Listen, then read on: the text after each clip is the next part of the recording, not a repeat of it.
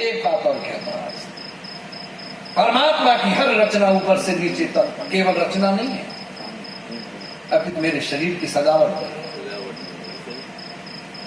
सिर बनाया, सिर पर बाल बनाए, सजावट है कि नहीं बोलो। मेरा मुंह बनाया, माथा बनाया, माथे पर ये भौएं बनाई, सजावट है कि नहीं। मेरी नाक बनाई, सजावट है कि नहीं। सारे चेहरे की बोलो तो सही, सजावट यही डंडा है, केवल यही। कल्पना करो ऐसे, हटाओ यहां से, फिर बताओ सही, फिर कान चल सकता है, नाक हटा के दिखाओ यहां से। इसीलिए इसका नाम नाक रखा। नाक मानी इज्जत, अर्थात जो सारी चेहरे की इज्जत है उसी का नाम नाक है, इज्जत।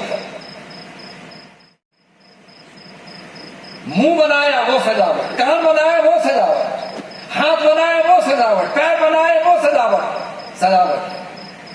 हम ये नहीं कह रहे कि वस्त्र न पहनो, हम ये नहीं कह रहे कि अलंकार न पहनो, पर इसलिए नहीं कि परमात्मा के सजाए पर सजावट आप करेंगे।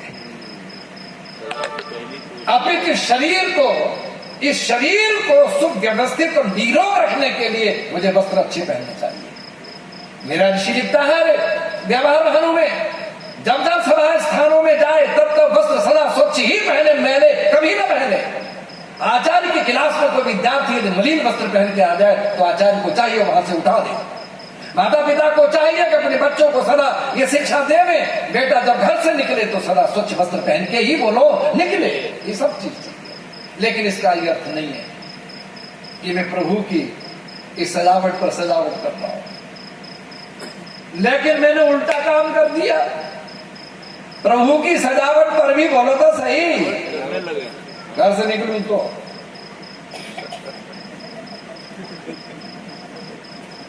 फिर आया, फिर वही काम, फिर आया वही काम। तो हमने कहा ये क्या काम है? बोले जो सजावट पर सजावट करता है वो सजावट नहीं है। फिर क्या है वो? बनावट है। जो सजावट पर सजावट करता है वो बोलो, और बनावट भी इसीलिए है कि उसी में दिखावट है। जो सजावट पर सजावट करता है वो तो बड़ी बनावट है, और बनावट भी इसलिए है कि वो बड़ी दिखावट है। और दिखावट करते करते, सजावट पर बनावट करते करते दिखावट में अंतिम में आकर बड़ी थकावट है, और थकावट में ही रुकावट है। अच्छा होगा कि शरीर का उपयोग मैं स्वस्थ रखने में करूं, मैं वो उपयुक्त आहार में करूं, उपयुक्त विहार में करूं, प्राणायाम करूं, साधना करूं, क्योंकि सब साधन दे रखे। ये जो पूछ रहे थे कि धातुओं का मल कैसे ठीक होगा, केवल एक ही प्रक्रिया है, प्राणायाम के द्वारा संपूर्ण धातुओं का शोधन हो जाता है, वही तप कहलाता है। ऋषि ने लिखा प्राणायामम परमम तपः, प्राणायाम ही परम तप है, इससे बड़ा तप दुनिया में कोई नहीं है। एक ही साधे सब सधे, और सब साधे सब चाहे। मेरी मातृशक्ति और बंधुओं, इस शरीर की इस बनावट के बारे में कितने नाम हैं उसको सुनिए सब जने। एक जगह वेद में इसको रथ कह दिया, एक जगह वेद में इसको नाभ कह दिया, एक जगह वेद में इसको अयोध्यापुरी कह दिया, ठीक है, और एक जगह वेद में इसको वीणा के नाम से कहा गया। क्या बोला मैंने? वीणा। नाव का क्या अर्थ है? जैसे नाव गहरे से गहरे नदी अथवा समुद्र को इस पार से उस पार पहुंचा देती है, ऐसे शरीर रूपी नाव, जल्दी बोलो, इस सिरे से उस सिरे तक पहुंचा देती है। और मेरी मातृशक्ति और बंधुओं, ये अयोध्या क्यों है? अयोध्यापुरी इसलिए है कि इसके 10 द्वार हैं। साहब जरा कृपा करना, मैं बहुत बड़ी बात कहने जा रहा हूं। एक द्वार से कोई पक्षी निकल सकता है पिंजरे से बाहर, लेकिन यहां तो 10 द्वार है। लेकिन इस पिंजरे में फंसे हुए जीव की हिम्मत नहीं है पक्षी की वो एक भी द्वार से निकल जाए। नहीं लगी वे तुम्हारी बात अच्छी? नहीं लगी ना? क्यों कि द्वार जरूर है, लेकिन जीवात्मा जब तक प्रभु नहीं चाहेगा तब तक नहीं निकल सकता है। वो पिंजरे में जीवात्मा डाला भी उसी ने है, जल्दी बोलो, निकाला भी।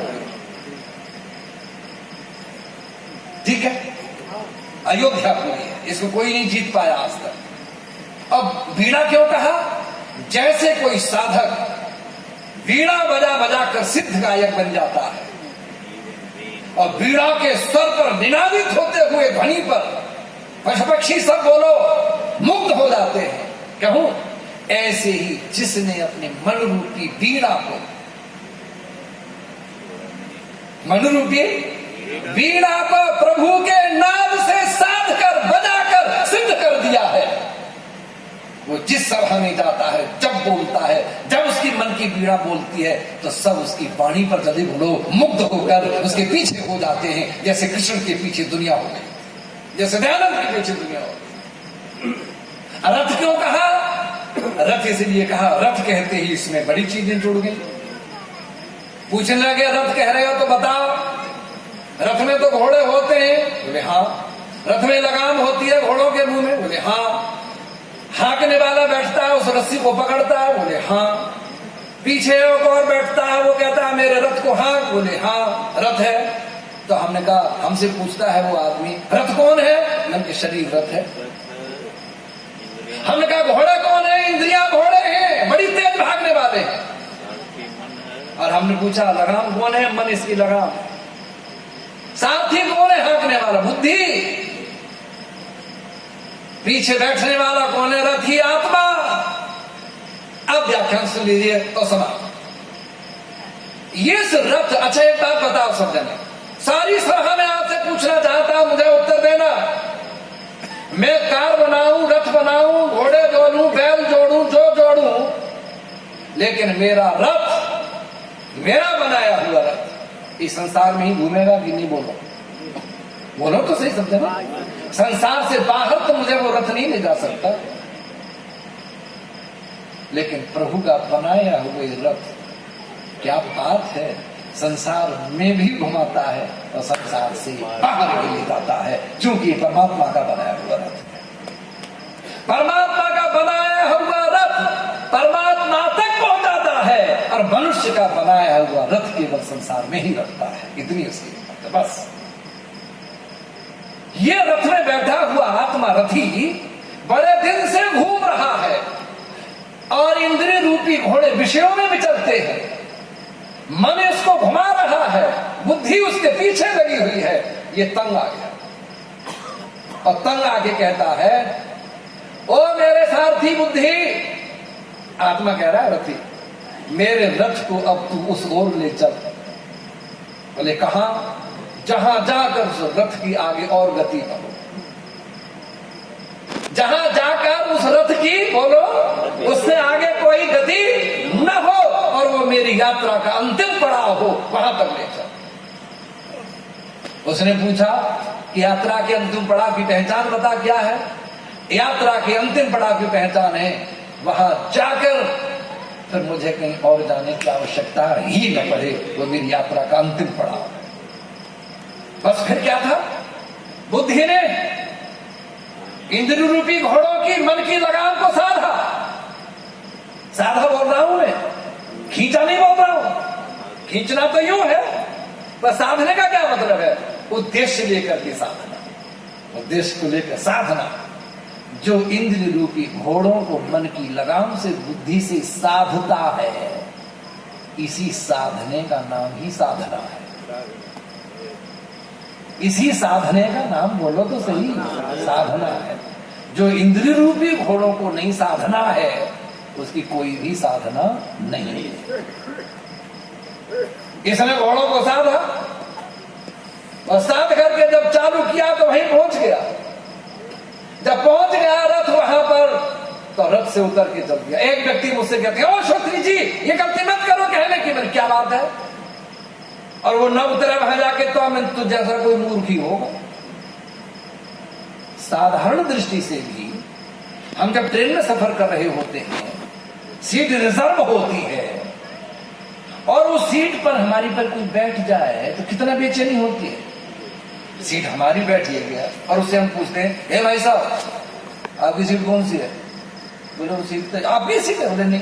तो फिर अपनी सीट पे जा, ले थोड़ी देर के लिए बैठा हूं। और जितनी देर वो बैठा रहता है उतनी देर मन में बोलो बात घूमती रहती है, कब उठेगी कब उठेगी, बैठ कैसे गया। लेकिन उल्टा हो गया। क्या? मेरा स्टेशन आया, स्टेशन आने से पहले मैं गेट पे पहुंच गया, सीट की तरफ देखता भी नहीं। वो व्यक्ति कहता है, ओ छत्री जी। बोले हाँ, सीट रह गई, इसे और ले जा, या तू आजा लौट के कर भैया, तू ही संभाल, मैं तो चला।